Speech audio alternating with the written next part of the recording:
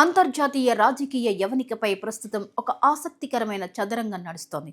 ఎప్పుడూ లేనంతగా ప్రపంచ దేశాల చూపు ఇప్పుడు భారత్ వైపు మళ్లింది. నిన్నటి వరకు రష్యా నుంచి చౌకగా ముడి చమురును దిగుమతి చేసుకున్న భారత్ ఇప్పుడు అకస్మాత్తుగా తన నిర్ణయాన్ని మార్చుకుంది.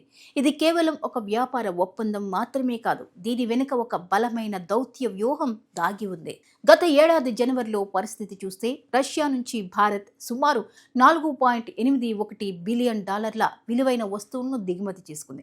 కానీ సరిగ్గా ఏడాది తిరిగేసరికి ఈ గణాంకాలు తలకిందులయ్యాయి. ఈ ఏడాది జనవరిలో ఆ దిగుమతులు ఏకంగా 40% అంటే $2.86 బిలియన్ పరిమితమయ్యాయి. అసలు ఈ భారీ మార్పుకు కారణమేంటి? రష్యాతో దశాబ్దాల నాటి స్నేహాన్ని పక్కన పెట్టి భారత్ ఎందుకు వెనక్కి తగ్గుతోంది? దీని వెనుక ఉన్న అసలు కథను విశ్లేషిస్తే రష్యా ఉక్రెయిన్ యుద్ధం మొదలైనప్పటి నుంచి రష్యాపై పాశ్చాత్య దేశాలు అనేక ఆంక్షలు విధించాయి. ఆ సమయంలో మాస్కో తన చమురును భారీ తగ్గింపు ధరలకు భారత్కు ఆఫర్ చేసింది. మన దేశ ప్రయోజనాల దృష్ట్యా తక్కువ ధరకే చమురు లభిస్తుండటంతో భారత్ కూడా పెద్ద ఎత్తున కొనుగోలు జరిపింది. దీనివల్ల మన పెట్రోల్ ధరలు అదుపులో ఉన్నాయి. ఆర్థిక వ్యవస్థకు మేలు జరిగింది. అయితే ఇప్పుడు సీన్ మారింది. అగ్రరాజ్యం అమెరికా రంగంలోకి దిగింది. భారత్ అమెరికా మధ్య వాణిజ్య ఒప్పందాలు ఊపందుకున్నాయి. ఇటీవల జరిగిన మధ్యంతర వాణిజ్య చర్చల్లో రష్యా చమురు అంశం ప్రధానంగా చర్చకు వచ్చినట్లు సమాచారం. రష్యా నుంచి ముడి చమురు దిగుమతులను తగ్గించుకుంటామని భారత్ హామీ ఇచ్చిందని సాక్షాత్తు అమెరికా ప్రకటించడం అంతర్జాతీయంగా కలకలం రేపింది. అమెరికా వంటి పెద్ద మార్కెట్ను వదులుకోవడం భారత్కి ఇష్టం లేదు. అదే సమయంలో రష్యాపై పాశ్చాత్య దేశాల ఒత్తిడి పెరుగుతోంది. రష్యా చమురును కొనేందుకు గ్రీస్ వంటి దేశాల నౌకలు కూడా ఆంక్షల భయంతో వెనుకాడుతున్నాయి. ధరల విషయంలో రష్యా గతంలో మాదిరి భారీ తగ్గింపులు ఇవ్వడం లేదని తెలుస్తోంది. దీనికి తోడు రష్యాతో వ్యాపారం చేసేటప్పుడు చెల్లింపుల సమస్య భారత్కు తలనొప్పిగా మారింది. ఈ క్రమంలోనే భారత్లోని చమురు శుద్ధి కర్మాగారాలు రష్యా నుంచి కొనుగోళ్లను భారీగా తగ్గించాయి. దీనివల్ల రష్యాకు రావాల్సిన ఆదాయంలో పెద్ద కోత పడింది. మరి భారత్ పూర్తిగా రష్యాకు దూరం అవుతుందా అంటే దానికి సమాధానం లేదనే చెప్పాలి. భారత్ ఎప్పుడూ తన స్వప్రయోజనాలకే ప్రాధాన్యత ఇస్తుంది. రష్యా దిగుమతులు తగ్గడంపై భారత్ స్పందిస్తూ తమ దేశ ఆర్థిక అవసరాలు, ఇంధన భద్రత ఆధారంగానే నిర్ణయాలు తీసుకుంటామని స్పష్టంగా చెప్పింది.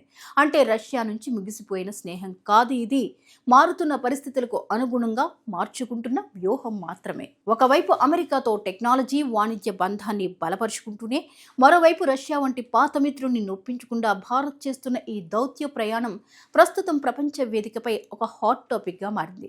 రాబోయే రోజుల్లో భారత్ అమెరికా నుంచి ఎంత మేరకు చమురును దిగుమతి చేసుకుంటుంది, రష్యా ఈ నష్టాన్ని ఎలా భర్తీ చేసుకుంటుంది అనేది వేచి చూడాలి. ఈ చమురు రాజకీయం కేవలం ధరలకు సంబంధించింది మాత్రమే కాదు, ఇది ప్రపంచంపై పట్టు సాధించే క్రమంలో సాగుతున్న ఒక నిశ్శబ్ద యుద్ధం.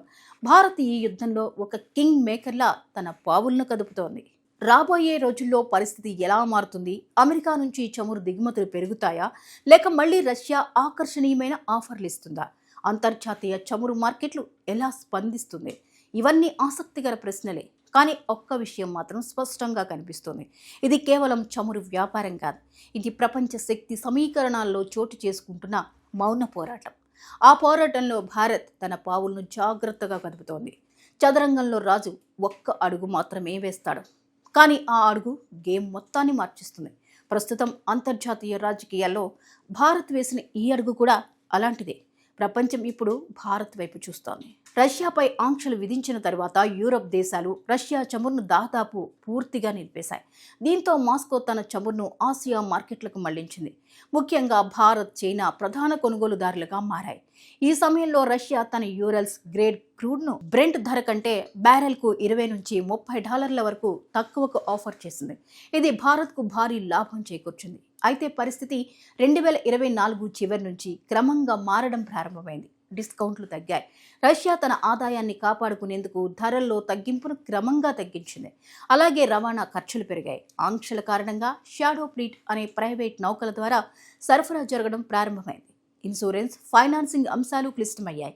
ఈ మొత్తం వ్యయాన్ని కలిపి చూసినప్పుడు మొదట్లా ఆర్థిక ప్రయోజనం కనిపించలేదు. ఇంకో ముఖ్య అంశం చెల్లింపుల వ్యవస్థ. డాలర్లలో లావాదేవీలు చేయలేకపోవడంతో రూబుల్ సెటిల్మెంట్ ప్రయత్నించారు.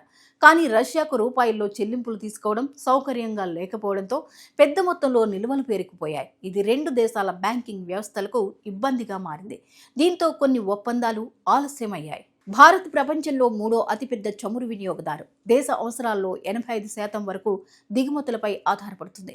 కాబట్టి ఒక్క దేశంపైనే ఆధారపడటం ప్రమాదకరం. అందుకే Iraq, Saudi Arabia, UAE, America వంటి దేశాల నుంచి కూడా సరఫరా పెంచే దిశగా ప్రయత్నాలు జరుగుతున్నాయి. ఈ మార్పు రష్యాపై కూడా ప్రభావం చూపుతోంది.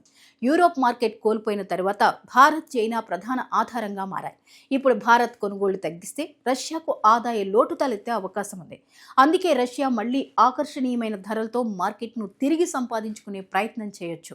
భారత్ ఒకే సమయంలో రెండు శక్తివంతమైన దేశాలతో సంబంధాలు సమతుల్యం చేస్తూ తన ఆర్థిక ప్రయోజనాలు, వ్యూహాత్మక భద్రతను కాపాడుకునే ప్రయత్నం చేస్తోంది.